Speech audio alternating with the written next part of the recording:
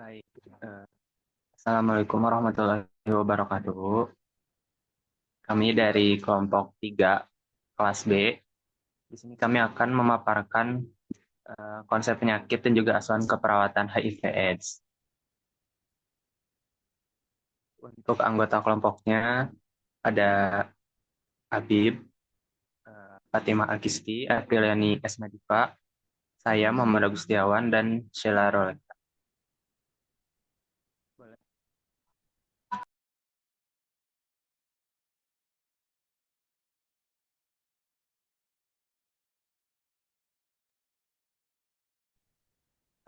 Untuk definisi HIV/AIDS sendiri yaitu virus yang menyerang sistem kekebalan tubuh, khususnya sel CD4 atau sejenis sel T. Sedangkan AIDS itu merupakan sindrom yang merupakan tahap akhir dari infeksi HIV.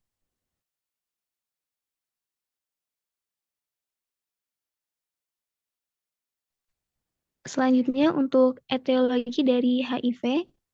Jadi penyakit HIV ini disebabkan oleh Human Immunodeficiency Virus atau HIV sesuai dengan nama penyakitnya. Kalau nggak diobatin, HIV dapat makin memburuk dan berkembang menjadi AIDS. Penularan HIV dapat terjadi melalui hubungan seks vaginal atau anal, penggunaan jarum suntik, dan transfusi darah. Meskipun jarang, HIV juga dapat menular dari ibu ke anak selama masa kehamilan, melahirkan, dan menyusui.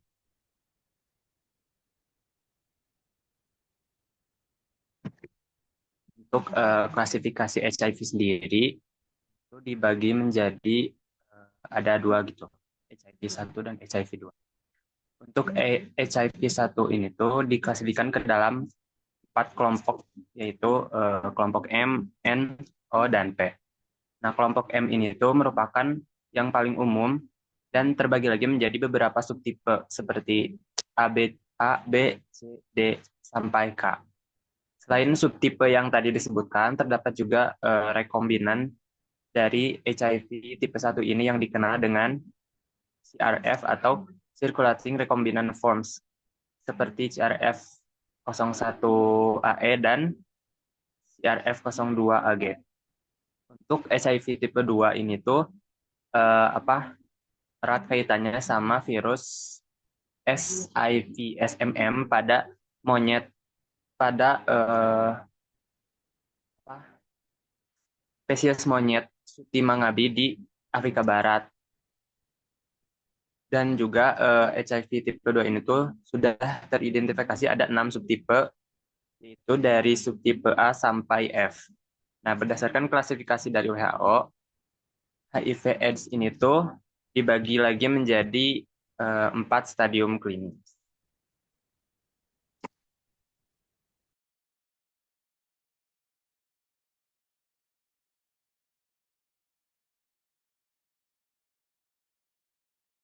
Boleh dilanjut.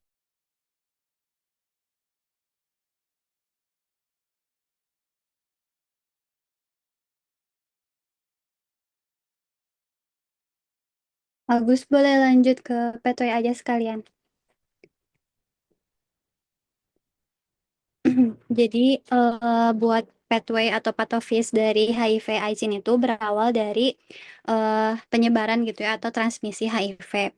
Yang penyebarannya tuh hanya bisa melalui droplet berupa kontak darah sama cairan tubuh dari orang yang terinfeksi gitu. Nah, setelah orang tersebut kena dari droplet HIV ini akan ada yang namanya window period atau kondisi ketika si virus ini tuh udah ada di dalam darah penderita dan juga tapi ketika dites tuh hasilnya tuh seronegatif atau negatif gitu ya. Nah, tapi dalam kondisi ini tuh dia udah bisa menyebarkan si virus tersebut gitu. Window period ini tuh selama 3 sampai 12 minggu sejak terkena si virus tersebut. Terus setelah itu ada yang namanya fase akut. Ini tuh selama 1 sampai 4 minggu setelah terkena pajanan. Di sini tuh udah mulai kelihatan gitu ya demam si gejala-gejala dari efek samping si virus itu. Jadi efek samping gejalanya tuh ada malaise, demam, diare, limfadenopati, ruam makula popular, Sama ini tuh ada beberapa orang yang sampai mengalami meningitis atau pneumonitis CD4. Terus juga selanjutnya ada fase simptomatik awal, di mana ini tuh udah mulai gejalanya tuh mengarah ke si gejala-gejala orang HIV gitu ya. Ada demam, berkeringat malam, penurunan BB kurang dari 10%, terus juga ada diare, lesi mukosa, sama infeksi kulit yang berulang. Ini tuh udah mulai juga ada yang namanya infeksi oportunistik atau infeksi yang itu tuh merambat ke mana-mana gitu ya. Terus ada fase simptomatik lanjut. Ini tuh udah mulai ada peningkatan virion di dalam sirkulasi CD4. CD4 tuh apa sel imun gitu ya. Terus juga imunosupresannya berlanjut ke AIDS. Untuk tadi nanti akan dijelaskan gitu ya. Cuman orang yang terkena HIV ini tuh akan sangat rentan untuk terkena penyakit-penyakit dari orang lain gitu ya. Kayak ada diare, terus juga merembet ke malnutrisi, gangguan kulit, terus juga ada merasa cepat lelah karena tadi kan si sistem imunnya terganggu. Seperti itu. Boleh dilanjut.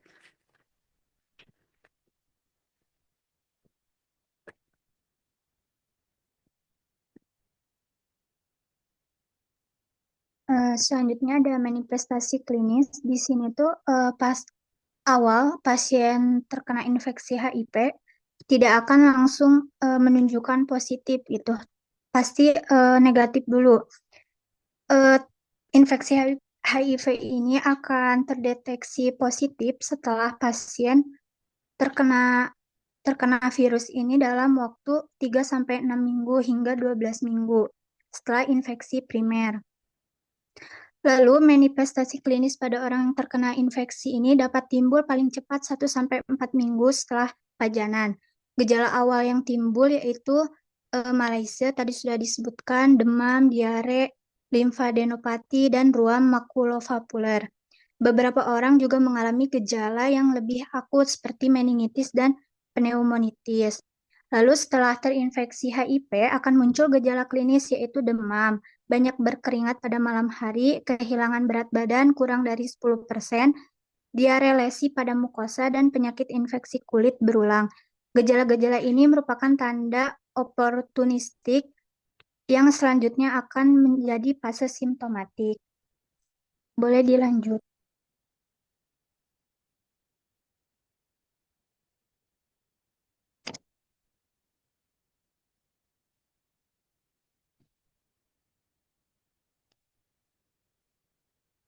Lalu yang selanjutnya ada pemeriksaan diagnostik. Nah, pemeriksaan diagnostik ini juga terbagi menjadi dua. Yang pertama ada diagnostik klinik. Pada diagnostik klinik itu untuk apa? Untuk mendeteksi atau menilai dan memantau kondisi pasien yang terkena HIV. Untuk menegakkan diagnosis HIV juga, terus juga menilai stadium penyakit HIV pada pasien yang sudah terinfeksi. Lalu juga untuk menentukan status imunologisnya. Yang selanjutnya ada pemeriksaan laboratorium. Yang pertama itu ada uji imunologi. Uji imunologi ini juga terbagi ke dalam beberapa bagian gitu. Yang pertama ada deteksi antibodi HIV. Deteksi antibodi HIV ini untuk dilakukan untuk pasien yang diduga telah terinfeksi HIV. Nah, pemeriksaannya itu disebut ELISA dengan hasil yang reaktif positif atau harus diulang dengan sampel darah yang sama. Yang kedua ada rapid test. Rapid test ini sama gitu untuk menentukan tes serologi pasien HIV. Pemeriksaan ini tuh lebih cepat untuk mendeteksi apakah pasien ini positif atau negatif. Yang selanjutnya ada Western blot atau sama kayak rapid test juga. Ini tes yang menggunakan sampel darah. Namun prinsip ini pengujiannya berdasarkan aglutinasi partikel atau imunodot atau dipstick. Lalu yang Yang selanjutnya ada penurunan sistem imun. Nah, progresi infeksi HIV ini ditandai dengan penurunan CD4 plus T limfosit sebagian besar sel target HIV pada manusia. Lalu yang selanjutnya ada indirect immunofluorescence assay atau disebut juga dengan IVA. Uji ini itu sederhana dilakukan dan waktu yang dibutuhkan lebih sedikit, dan juga pemeriksaannya itu lebih mahal dibanding uji-uji yang tadi sudah disebutkan.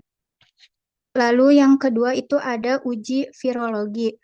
Tes virologi ini untuk mendiagnosis infeksi HIV-1 meliputi kultur virus, tes amplifikasi asam nukleat atau nucleic acid amplification test, lalu tes untuk menemukan asam nukleat HIV-1 seperti DNA atau RNA di HIV-1.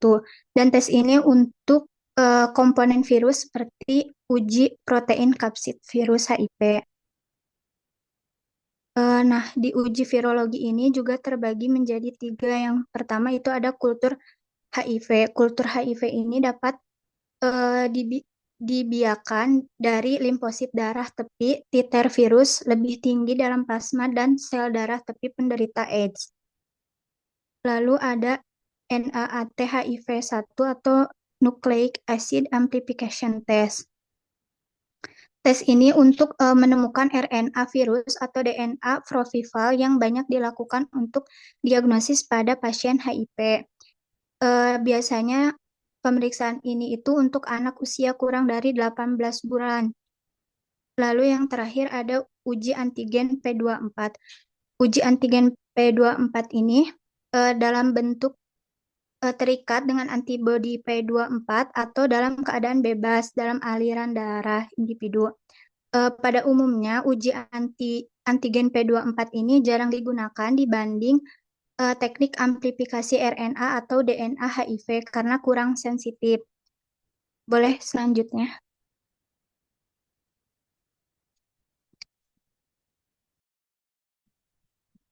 Nah, selanjutnya ada komplikasi dari apa yang bisa dimunculkan gitu akibat dari HIV/AIDS. Nah, HIV ini tuh hampir memengaruhi semua sistem organ tubuh gitu. Komplikasi juga dapat terjadi langsung karena virusnya ataupun efek dari pengobatan-pengobatan ataupun penata laksanaan yang dilakukan. Nah, yang pertama itu ada komplikasi neurologis. Di antaranya itu ada gangguan neurokognitif, terus neuropati perifer, gangguan sumsum tulang belakang, infeksi oportunistik kayak toxoplasmosis, cryptococcosis, dan cytomegalovirus. Terus ada risiko encephalitis dan meningitis. Terus ada juga komplikasi yang dimunculkan ke kardiovaskular. Di antaranya itu ada penyakit jantung koroner, dislipidemia, kadar ART yang meningkatkan kadar lipid dan glukosa darah. Lalu ketiga ada komplikasi gastrointestinal dan ginjal. Di antaranya itu ada diare kronis, hepatopati, dan juga bisa mengakibatkan gagal ginjal. Lalu ada komplikasi yang dimunculkan akibat efek samping ART dan interaksi obat. Di antaranya itu ada lipoatrofi, lipodistrofi, resistensi insulin, terus juga risiko miopati dan risiko rhabdomyolysis.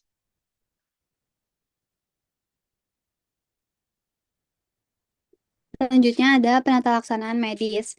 Nah, untuk penata laksanaan medisnya tuh, untuk HIV/AIDS sendiri ini tuh kan belum ada obatnya gitu ya. Jadi lebih fokus ke menekan si gejala-gejalanya, terus juga mempertahankan si fungsi kekebalan tubuhnya. Sama tadi mencegah komplikasi berkelanjutan gitu. Nah, untuk penata laksanaan medisnya sendiri itu yang pertama ada terapi antiretroviral ART dengan obat ARV. Nah, untuk terapi antiretroviral ini tuh fungsinya adalah untuk menekan jumlah si virus HIV dalam darah dan juga meningkatkan jumlah sel CD4. CD4 ini tuh tadi punya peran penting untuk melawan infeksi gitu ya si sel imunnya. Nah, untuk obat ARV ini tuh ada beberapa, ada NRTI, ada NNRTI sama PI sama INSTI gitu. Nah, kombinasi dari beberapa obat ini tuh berfungsi untuk menurunkan si viral load atau jumlah virus di dalam darah sehingga mempertahankan imunnya tadi gitu. Terus juga ada pencegahan dan pengobatan infeksi oportunistik. Karena tadi kan si imunitas dari orang yang terkena HIV ini tuh terserang gitu ya. Jadi dia lebih rentan untuk terkena infeksi-infeksi yang lain. Makanya di sini dicegah dengan obat seperti PCP atau pneumonia yang biasanya tuh orang HIV itu rentan banget terkena komplikasi di bagian paru-paru kayak pneumonia sama TBC gitu. Terus juga ada penanganan di ICU dan juga komplikasi berat. Bagi orang yang udah kondisinya udah lanjut gitu. Beberapa orang tuh ada yang sampai mengalami kegagalan organ tubuh sekaligus. Makanya dia langsung dirawat ke ICU dan juga dikasih antibiotik spektrum luas untuk mengatasi si infeksi bakterinya yang seringkali itu belum diketahui gitu itu teh bakterinya apa.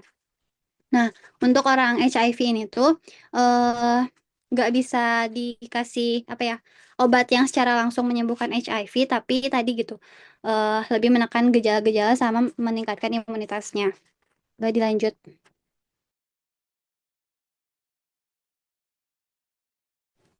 Oke, selanjutnya peran perawat. Peran perawat dalam perawatan pasien HIV AIDS ini di sini ada 5. Yang pertama itu klinis. Di sini perawan berperan memberikan asuhan keperawatan holistik, yaitu memberikan perawatan yang mencakup aspek fisik, psikologi, sosial, dan spiritual. Lalu pemantauan kondisi pasien. Nah, di sini perawat itu mengawasi tanda-tanda infeksi oportunistik dan efek samping pengobatan antiretroviral ARV. Uh, Selanjutnya manajemen gejala, membantu pasien mengelola gejala seperti nyeri, diare, ruam kulit, dan kelelahan. Yang kedua itu edukator. Nah, peran edukator sendiri di sini tuh kan sebagai pendidikan kesehatan, itu memberikan edukasi tentang HIV, cara penularan, pentingnya kepatuhan minum obat ARV, dan pencegahan infeksi lanjutan. Lalu edukasi gaya hidup sehat, yaitu untuk mendorong nutrisi yang baik, olahraga, dan pengertian perilaku beresiko. Yang ketiga itu psikososial. Di sini perawat memberikan dukungan emosional. Di sini gunanya untuk membantu pasien menghadapi stres, kecemasan, dan depresi yang sering muncul akibat diagnosis HIV. Yang kedua itu mengurangi stigma juga untuk mendorong penerimaan diri dan mengedukasi keluarga atau masyarakat untuk mengurangi diskriminasi. Yang keempat itu berperan sebagai advokat. Memperjuangkan hak pasien, yaitu untuk menjamin pasien mendapat perawatan yang layak, rahasia medis dijaga, dan bebas dari diskriminasi. Lalu akses layanan, yaitu membantu pasien mengakses layanan kesehatan, dukungan sosial, dan program bantuan. Yang kelima itu peran sebagai kolaboratif. Di sini sebagai tim multidisiplin bekerja sama dengan dokter, konselor, ahli gizi, dan pekerja sosial untuk perawatan yang komprehensif. Lalu sebagai koordinasi rujukan, yaitu mengatur rujukan ke fasilitas kesehatan yang lebih tinggi jika diperlukan. Oke, selanjutnya.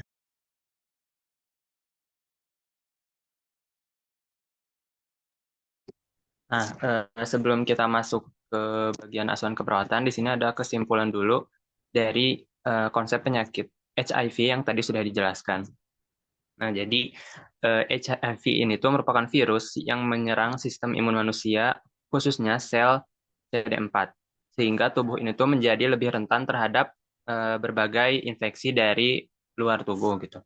Nah, infeksi HIV ini tuh yang tidak ditangani dengan baik dapat berkembang menjadi AIDS, yaitu tahap akhir dari infeksi HIV yang ditandai dengan penurunan imunitas yang sangat signifikan. Nah, penularan HIV ini tuh dapat terjadi melalui hubungan seksual tanpa pengaman, penggunaan jarum suntik bersama, transfusi darah yang terkontaminasi, serta dari ibu ke anak saat kehamilan, persalinan, atau menyusui. Lalu diagnosis HIV ini tuh dilakukan melalui beberapa pemeriksaan antibodi dan antigen, seperti tes ELISA dan Western blot. Penata laksanaan HIV/AIDS ini tuh bersifat suportif dan meliputi pemberian terapi ARV untuk menekan gejala-gejala yang ditimbulkan dari infeksi HIV ini. Lalu pencegahan dapat dilakukan dengan edukasi, screening dini, serta praktik hidup sehat dan aman. Lalu selanjutnya kita masuk ke asuhan keperawatan.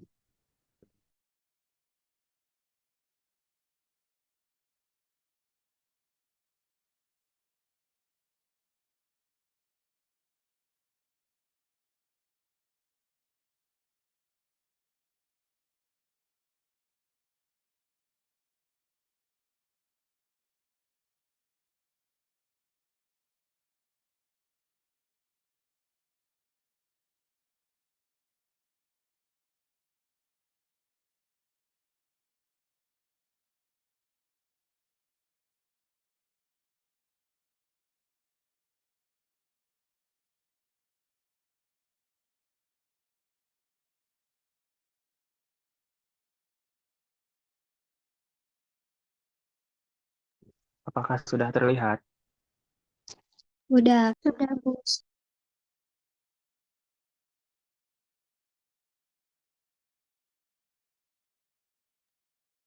Nah, untuk asuhan keperawatannya sendiri, di sini pertama ada kasus yang kita ambil gitu. Jadi ada Tuan ABC adalah seorang laki-laki berusia 37 tahun yang dirawat di RSUD Nabire dengan keluhan utama diare kronis yang telah berlangsung selama lebih dari 1 bulan. Pasien mengalami buang air besar yang cair sebanyak 5-7 kali per hari tanpa disertai nyeri perut, darah, maupun lendir. Selain itu, pasien juga mengeluhkan keringat dingin saat malam hari, demam ringan, serta tubuh yang terasa sangat lemah. Nafsu makan pasien menurun drastis, hanya mampu mengonsumsi bubur dalam porsi kecil, dan mengalami nyeri saat menelan. Riwayat kesehatan menunjukkan bahwa pasien pernah menggunakan narkoba jenis putau secara injeksi sejak 12 tahun lalu, sebagai bentuk pelarian setelah ibunya meninggal dunia. Nah, sejak saat itu, pasien ini tuh dikucilkan oleh keluarga dan tidak memiliki hubungan sosial yang baik. Pasien juga menyatakan pernah berniat bunuh diri akibat merasa tidak berguna dan kehilangan arah hidup. Secara fisik, pasien tampak lemah, kurus, dengan berat badan 40 kg dan tanda-tanda dehidrasi ringan. Pemeriksaan menunjukkan konjungtiva anemis, adanya bercak putih pada lidah dan mengarah pada kondadiasis oral dan bekas suntikan pada tangan kiri. Untuk CV-nya sendiri, tekanan darah 110/70, nadi 120 kali per menit, respirasi 22 kali per menit, dan suhu 37,8 derajat Celcius. Pemeriksaan laboratorium mengindikasikan anemia dengan kadar hemoglobin 8,7 dan PCV 25%.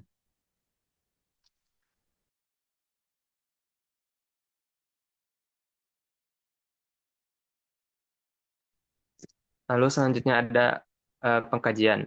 Untuk pengkajian umum, tadi identitas pasien Tuan ABC, 37 tahun, laki-laki dari Banten, agamanya Kristen Katolik, status perkawinan belum kawin, pendidikan SMA, bahasa yang digunakan Indonesia. Untuk alasan masuk rumah sakitnya, diare sejak 1 bulan yang lalu, keringat dingin di malam hari, dan kadang demam serta tubuh terasa lemah. Keluhan utamanya diare tak terkontrol tanpa merasakan sakit perut, yang penyebabnya tidak diketahui. Dengan faktor yang memperberat adalah bila bergerak dan usaha yang dilakukan adalah diam. Untuk riwayat kesehatan sebelum sakit, pasien sebelumnya tidak pernah sakit serius kecuali batuk dan pilek. Riwayat kesehatan sekarang sejak 12 tahun, yang lalu, pasien mengonsumsi obat putau secara suntik.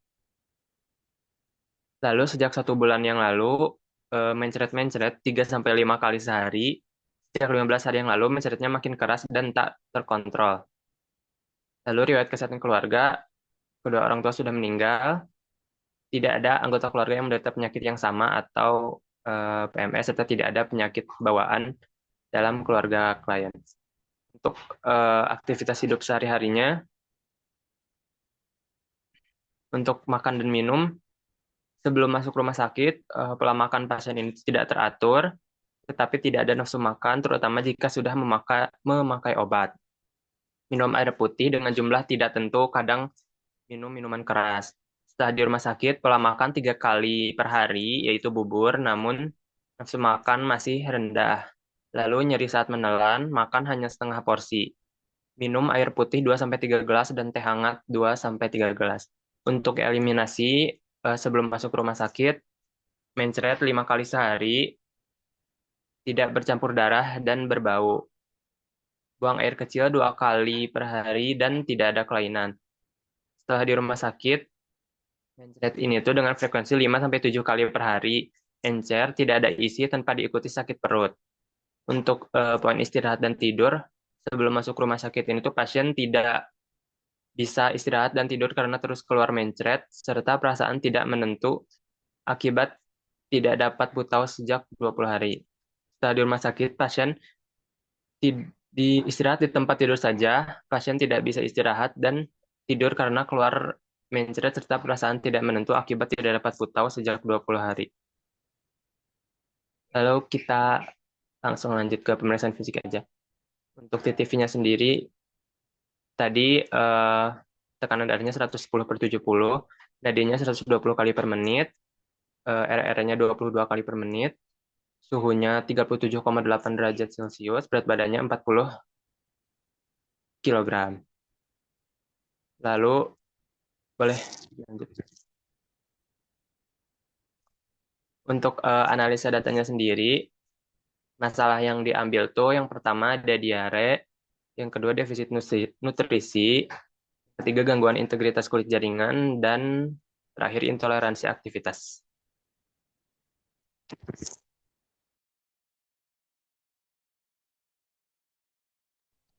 Untuk rencana keperawatannya, yang pertama diagnosa diare dengan kode D0020 berhubungan dengan proses infeksi ditandai dengan feses encer, berlendir, tidak berdarah.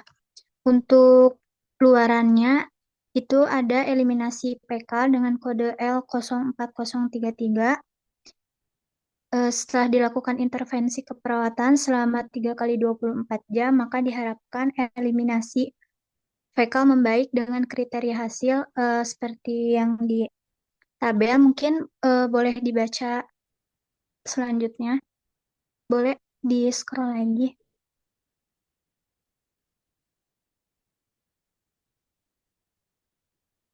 Untuk diagnosa kedua, defisit nutrisi dengan kode D0019 berhubungan dengan nafsu makan menurun, ditandai dengan nyeri saat menelan, BB hanya 40 kg, pasien tampak kurus dan pucat. Untuk keluarannya sendiri itu ada status nutrisi dengan kode L03030. Setelah dilakukan intervensi keperawatan selama 3 kali 24 jam, maka diharapkan status nutrisi membaik dengan kriteria hasil sebagai berikut. Boleh dibaca. Untuk intervensinya ada manajemen nutrisi dengan kode I03119. Mungkin boleh dibaca lagi selanjutnya. Boleh selanjutnya. Oke, selanjutnya integritas kulit atau jaringan dengan kode D00. Perubahan status nutrisi ditandai dengan kebersihan diri yang kurang. Lalu untuk keluarannya yaitu integritas kulit dan jaringan dengan kode L14125. Setelah dilakukan intervensi keperawatan selama 3 kali 24 jam, maka diharapkan integritas kulit dan jaringan membaik dengan kriteria hasil seperti yang ada dalam layar. Selanjutnya,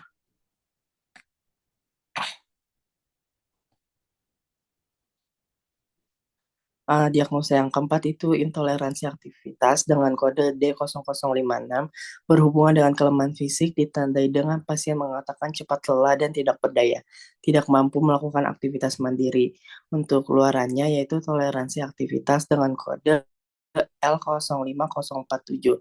Setelah dilakukan intervensi keperawatan selama 3 kali 24 jam, maka diharapkan toleransi aktivitas meningkat dengan kriteria hasil yang seperti tertera pada layar.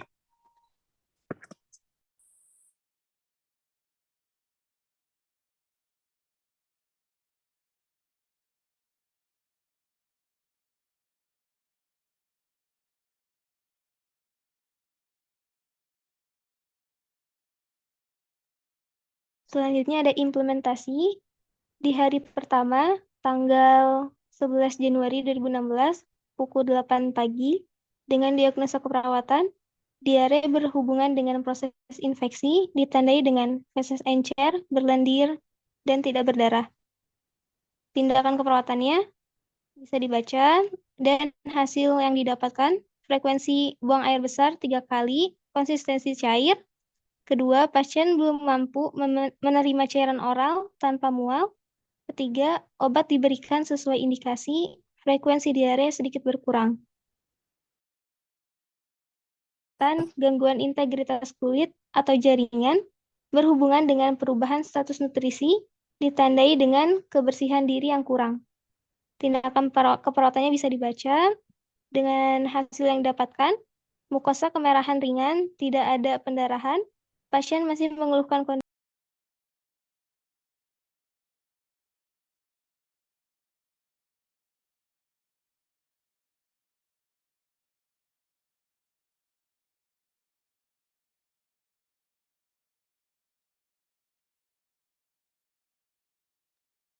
Mangga lanjutkan. Oke, selanjutnya implementasi di hari ke-1, tanggal 11 Januari 2016, pukul 8 pagi. Dengan diagnosa keperawatan, diare berhubungan dengan proses infeksi, ditandai dengan feses encer, berlendir, tidak berdarah. Tindakan keperawatan, observasi jumlah, warna, dan konsistensi feses, berikan cairan oral sesuai toleransi, kolaborasi pemberian obat anti diare. Hasil yang didapatkan, frekuensi buang air besar 3 kali, konsistensi cair, pasien belum mampu menerima cairan oral tanpa mual, obat diberikan sesuai indikasi, frekuensi diare sedikit berkurang. Pada diagnosa keperawatan gangguan integritas kulit atau jaringan, berhubungan dengan perubahan status nutrisi, ditandai dengan kebersihan diri yang kurang. Observasi kondisi mulut, perawatan mulut 2 kali, sehari dengan kasa basah. Hasil yang didapatkan, mukosa kemerahan ringan, tidak ada pendarahan, pasien masih mengeluh kondisi mulutnya yang kurang nyaman. Dengan diagnosa keperawatan, intoleransi aktivitas berhubungan dengan kelemahan fisik, ditandai dengan cepat lelah dan tidak berdaya. Tindakan keperawatannya, observasi tanda vital sebelum dan sesudah aktivitas ringan, menganjurkan istirahat dan bantu aktivitas sesuai toleransi. Hasil yang didapatkan, tanda vital belum stabil, ada sedikit sesak, pasien masih merasa mudah kelelahan serta belum merasa cukup nyaman. Dengan diagnosa defisit nutrisi berhubungan dengan nafsu makan menurun, ditandai dengan nyeri saat menelan, berat badan hanya 40 kg. Tindakan keperawatannya, observasi pola makan dan berat badan, berikan makanan tinggi protein dan kalori dalam porsi kecil. Kolaborasi dengan ahli gizi. Hasil yang didapatkan, pasien menghabiskan kurang lebih 75% porsi makan, berat badan belum stabil, pasien menerima makanan masih dengan keluhan mual. Lalu di hari keduanya, tanggal 12 Januari 2016, pukul 8 pagi, diagnosa keperawatan, diare berhubungan dengan proses infeksi, ditandai dengan feses encer, berlendir, tidak berdarah. Tindakan keperawatannya, mengevaluasi frekuensi dan konsistensi feses, lanjutkan pemberian cairan dan pantau tanda dehidrasi. kolaborasi, edukasi, kebersihan tangan, dan makanan. Hasil yang didapatkan, buang air besar 2 kali, semi cair tanpa lendir, mukosa mulut lembab, turgor baik, pasien dan keluarga memahami pentingnya cuci tangan.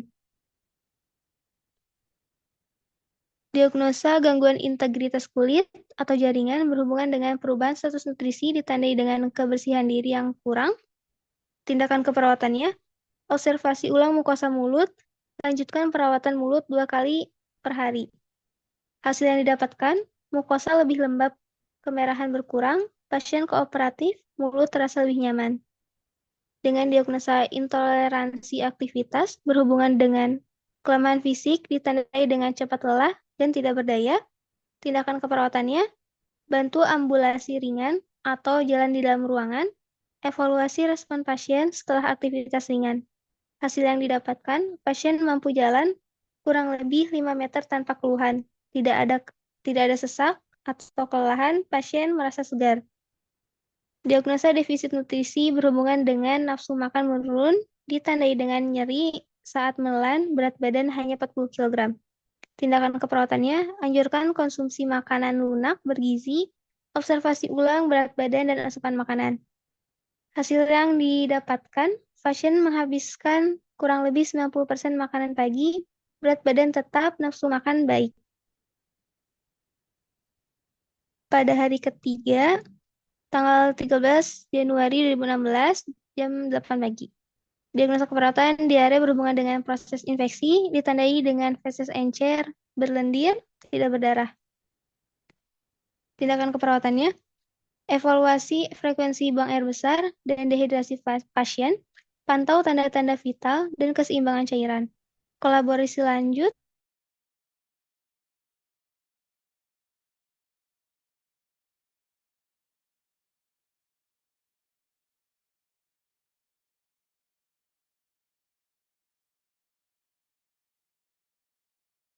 (86 kali per menit), respiration 18 kali per menit, suhu 36,9 derajat Celcius.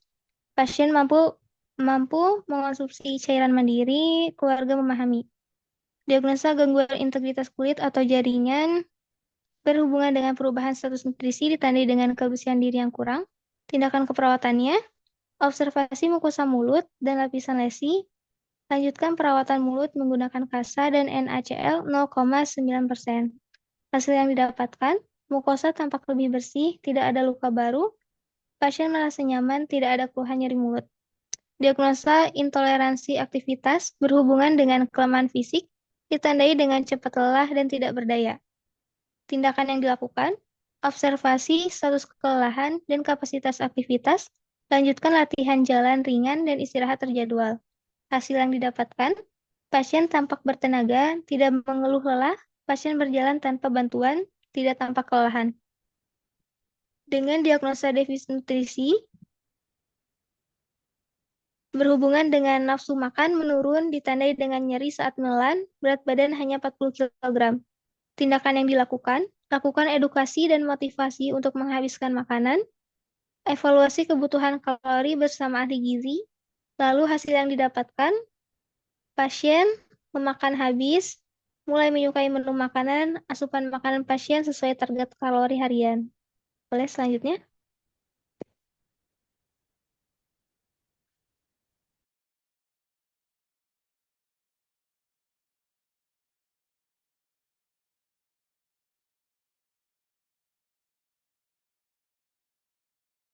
Selanjutnya ada untuk evaluasi dari pasien tadi. Yang pertama tuh ada untuk diagnosa diare di hari Senin 11 Januari pukul 8. Pasien di sini masih merasa tubuhnya lemas, terutama setelah BAB. Untuk frekuensinya ada 3 kali per hari dengan konsistensi cair dan tidak berlendir. Turgor kulitnya masih baik, mukosa bibirnya lebih lembab dibanding sebelumnya. TTV-nya juga seperti itu. Dan pasien mulai mampu menerima cairan oral sedikit demi sedikit. Untuk asesmennya, tanda-tandanya dehidrasi mulai membaik, frekuensi bab menurun, pasien menunjukkan respon positif terhadap rehidrasi dan antibiotik. Untuk plannya, melanjutkan monitoring frekuensi dan konsistensi, BAB, terus pertahankan hidrasi oral dan infus RL sesuai kebutuhan, dan evaluasi juga edukasi. Terus ada untuk diagnosa defisit nutrisi di jam 8.40 di hari yang sama. Di sini pasien masih tidak nafsu makan dan masih nyeri saat menelan gitu. Terus untuk berat badannya di 40 kg, asupan makannya masih di bawah 50% alias masih di bawah asupan kebutuhan sehari-hari. Di lidahnya juga masih ada bercak putih yang kemungkinan kandidias oral. Sama karena tadi makannya sedikit, pasien tampak lemah, konjungtiva anemis. Untuk asesmennya, defisit nutrisi berhubungan dengan nyeri saat menelan dan rendahnya intake makanan akibat kandidiasis oral.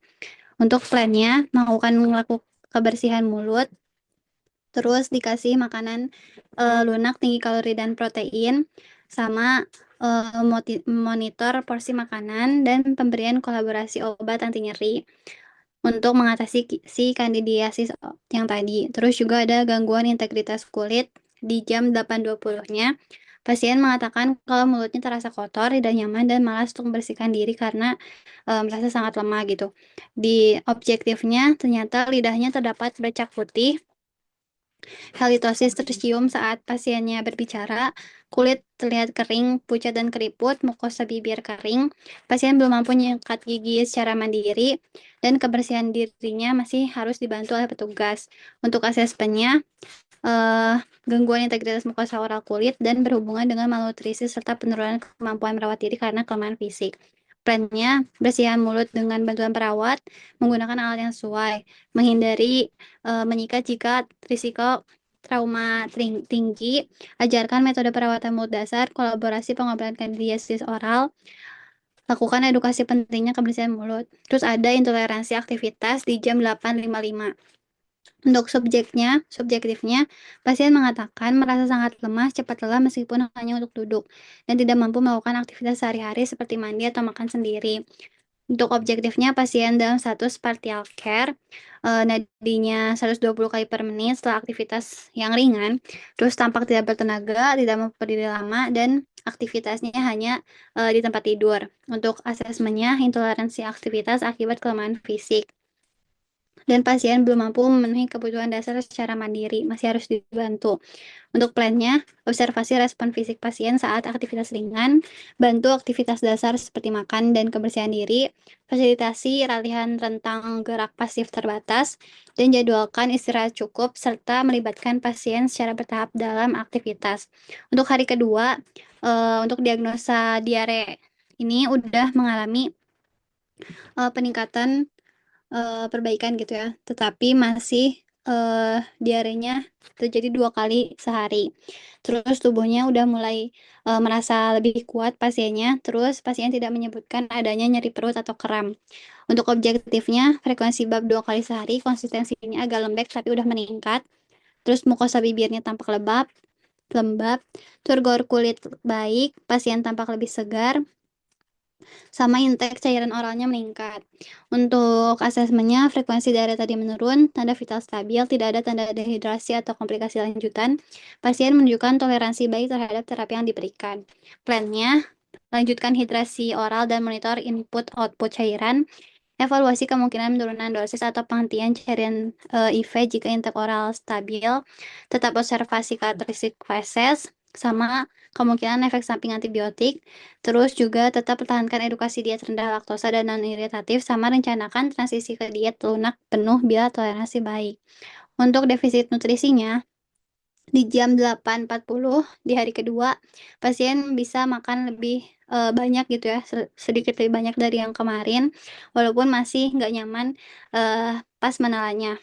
Terus juga objektifnya, makanannya udah meningkat, dihabiskan sekitar 3/4 porsi, BB-nya tetap sebanyak 40 kg, pasien lebih segar, mulai terlihat bersih gitu ya mulutnya, dan bercak putihnya berkurang.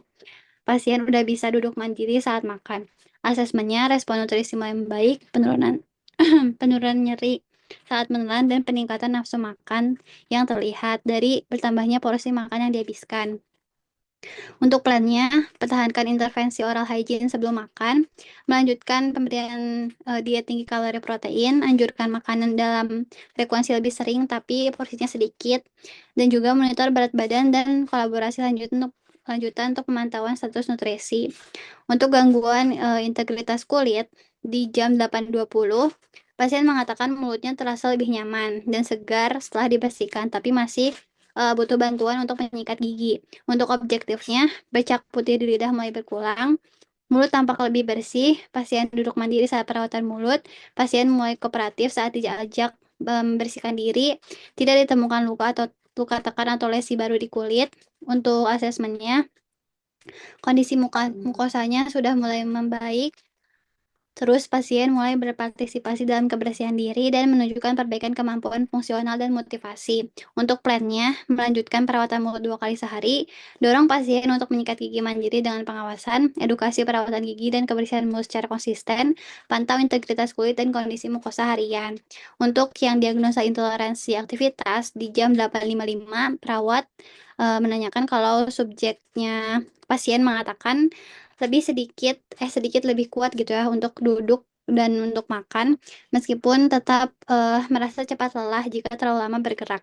Untuk objektifnya, pasien mampu duduk mandiri saat makan, nadinya udah mulai normal di aktivitas ringan, dan mulai mampu membersihkan diri sendiri dengan bantuan tapi lebih sedikit gitu ya. Terus juga pasien tampak lebih aktif dan berbicara lebih banyak. Untuk asesmennya, kemampuan fisik meningkat, aktivitas dasar juga mulai dilakukan dengan baik. Untuk plannya, eh, lebih mendorong pasien untuk meningkatkan aktivitas ringan, misalnya duduk lebih lama, makan sendiri gitu.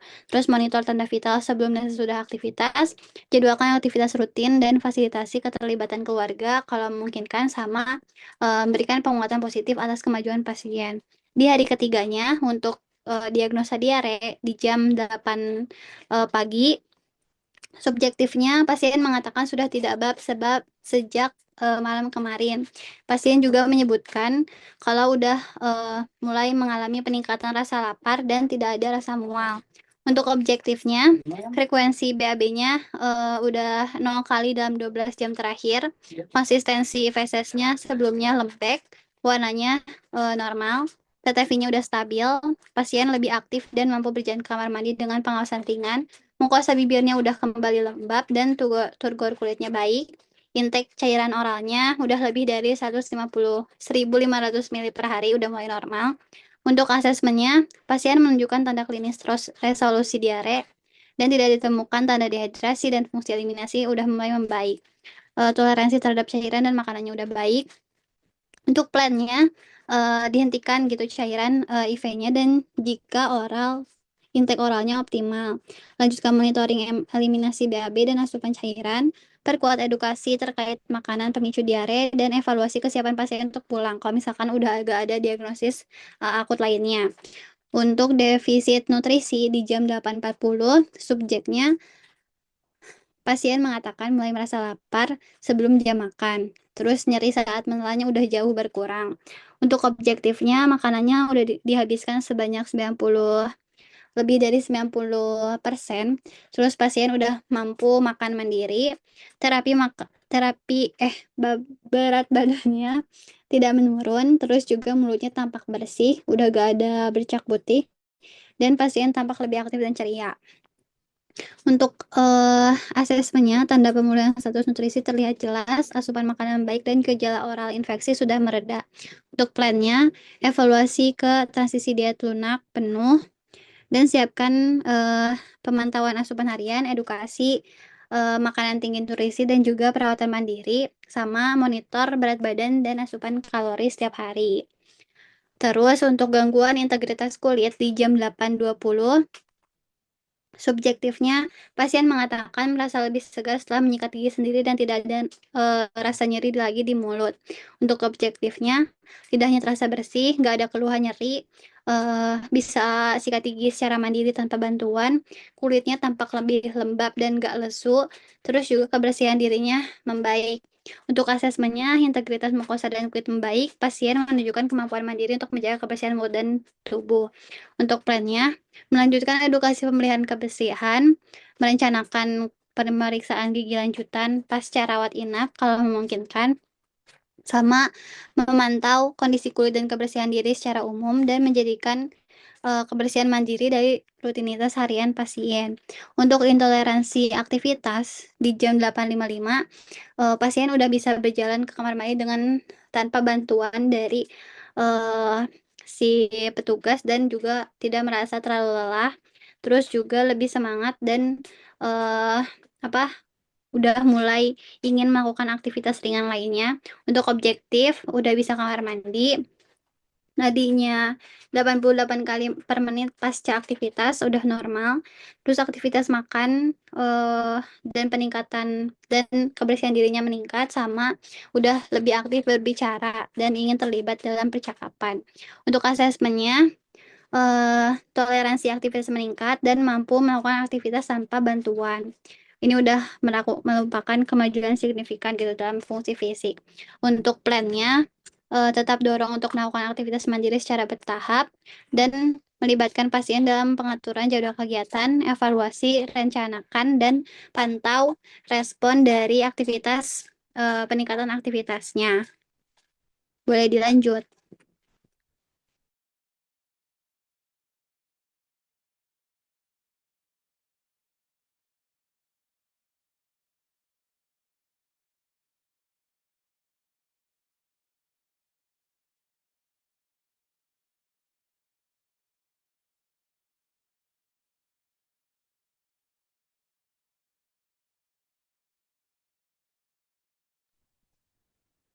Baik, sekian pemaparan materi mengenai HIV/AIDS dari kelompok kami.